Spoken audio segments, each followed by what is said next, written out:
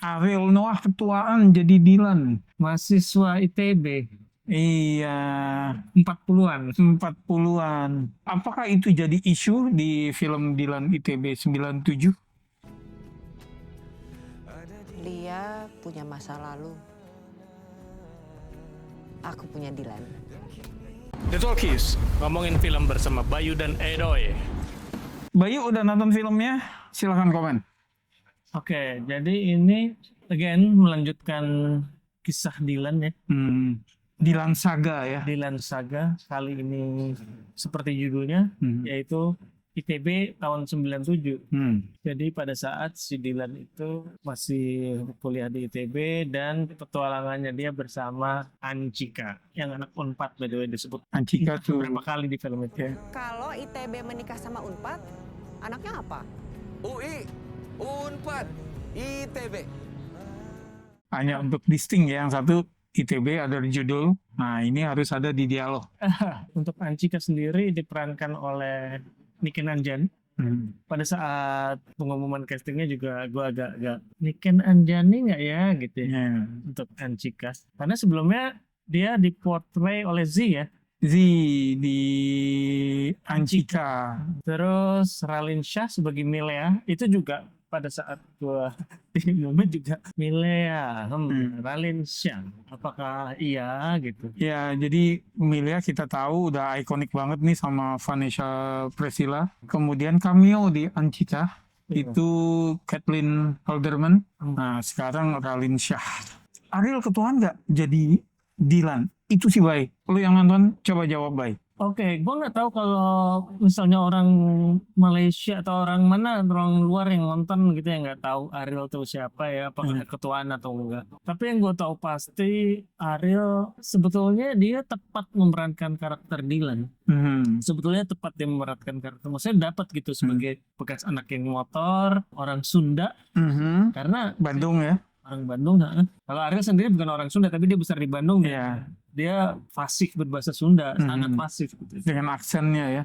Dengan benar-benar aksennya tuh nggak mengada-ada gitu, otentik gitu, otentik Bandung. Itunya dapat. Apakah dia ketuaan atau enggak? Menurut gua nggak bisa mengenyampingkan itu sih. Gitu. Oke. Jadi gua nggak tahu apakah gua tahu dia udah umur 40-an menjadi mahasiswa. Atau emang kelihatan di screen presence dia udah tua. Gue nggak tahu, kayaknya little bit of both. Ya, di awal-awal berkali-kali terdengar bahwa Dylan itu adalah sebetulnya perwakilan PD baik. Ini dulu nih pengalaman PD baik gini, gitu loh. Apakah usia pemain yang jauh lebih tua dari karakter dimainkan itu jadi isu? Sebetulnya tergantung gimana ngegarapnya ya, Bay. Glee, serial yang cukup populer zamannya, itu juga mahasiswa-mahasiswa di situ diperankan oleh SMA ya? SMA diperankan oleh orang 30-an gitu. Ya, dan tentu yang paling klasik adalah Grease, anak SMA tapi pemainnya kan umur 30-an. Sebetulnya gimana film itu dipresentasikan ya, itu membuat penonton mungkin bisa melupakan itu gitu ya. Jadi begitu udah nonton bisa terima dan udah lupa gitu. Nah di sini lu bilang tadi wah masih tetap bisa belum ya? Cuman filmnya lu tau nggak sih film tentang apa ini? Enggak. Coba kasih. Jadinya kayak slice of life. Enggak dong. Ini gak ada plotnya. Gue pikir tadi trick question gitu. Lu tau gak sih filmnya tentang apa? Karena gue gak tau nih. Enggak ada plot. Jadi gue seperti kita tahu, lo tau lah, gue adalah fans Dylan 90 dan 91. Gue gak suka Milea, gue kurang suka Anjika lumayan kayak yang wah ini 83 kurang suka. Dan ini nggak ada plotnya, slice of life dan episodik banget boy. Tahu kan gue agak-agak, maksudnya gue sering lihat film Jepang di mana dia slice of life, nggak ada struktur seperti film pada umumnya X1, X2, X3, fine gitu, karena memang nggak harus juga gitu. Tapi kalau film-film Jepang itu banyak yang nggak terlalu berasa episodiknya. Jadi contohnya ini kayak KKN Desa Penari gitu yang berasa episodik. Jadi ini kayak misalnya Dylan sama Milea nih lagi ngopi terus adegan terakhir di coffee shop itu adalah dengan minum kopi. Begitu dia naruh kopi shop, scene berikutnya langsung dia di rumah, di kamarnya. Oke. Iya. Disjointed gitu. Nah, mungkin sah-sah aja, tapi kalau misalnya gue disuruh menilai, gue kurang suka film kayak gitu. Oke. Karena terlalu satu story. Ini cuman, tapi kalau misalnya dari thread Twitter kan biasanya kayak, makanya KKN di Desa Penari gue sebut karena dia begitu thread Twitter, kisah. Terus orangnya mau sangat setia sama thread source itu. material. Jadinya pada saat Desa Penari kita ngeliatnya ya begitu ceritanya.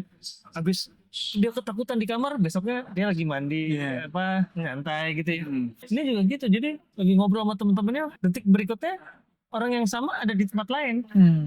Oke. Gitu. Ya, jadi kayaknya memang dia cuma ngambil adegan dialog aja nih, Bay ya. Dylan kan seperti kita tahu rajanya cringe, ya kan? Tapi Dylan pertama walaupun cringe nih, si Iqbal ini own it gitu, ya kan? Emang udah gitu. Jangan dia kan, karena gue gak setuju, gue gak suka filmnya. Kalau bagi gue ya pantas lah gitu. Nah kalau ini kenapa gue nggak tahu Ariel masih berasa cringe, apa deliverynya atau gue ngerasa punchline-nya nggak dapet gitu ya. Semua punchline gue nggak dapet karena gue nggak ngerasa jadi ada yang lucu. Apakah ini harusnya lucu? Gue nggak tahu karena bagi gue nggak lucu aja. Oke. Gue inget ya ketika nonton Dylan 90 dan 91 itu, ketika Dylan lagi ngegombal, orang-orang tuh pada ketawa kan. Yang muda, yang tua gitu kan pada ketawa. Walaupun gue mungkin gak termasuk ya. Nah jadi ketika di ITB 97 ini pengumuman castingnya kayak gitu, kan gue ada apa nih gitu kan ya, segini pentingnya kah gitu ya. Gue jadi coba positive thinking, mungkin memang ceritain untuk seperti itu. Teaser dan trailernya muncul, gue ngeliat, oh shit, kayaknya kaku ya si Ariel.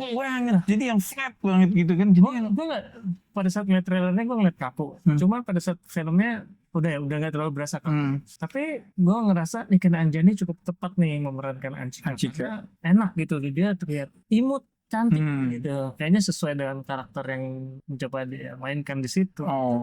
Kalau Milea, sorry gue masih dalam bayang-bayang si Vanessa Priscilla ya. Jadi Raline Shah tentu cantik juga, tapi gue nggak bisa terus gitu. Oke, pertanyaan terakhir, Bay. Ini karena gue nggak nonton ya. Itu kan di ending trailer, terima kasih Soeharto gitu. Nah, lu yang nonton nih konteksnya apa sih, Bay? Untuk menyatakan. Gue terserang mungkin pas gue lagi jadi lo nggak. Terima kasih. Yang unik, peran adiknya ya, Disa ya. Tadinya kan Adisti Zara. Sekarang diganti sama kakaknya Zara. Oh iya. Oke, gue karena perannya nggak banyak. Kayla. Si Kayla ya. Gue nggak bisa terlalu berkesimpulan, tapi kalau cantiknya mungkin comparable ya mereka kakak adik ya. Tapi berasa sih kalau Zara tuh nggak tahu, secara jam terbang juga udah jauh. Natural charm-nya ya, itu yang actingnya kayaknya masih harus dikejar nih si Kayla kalau mau nyaingin Zara.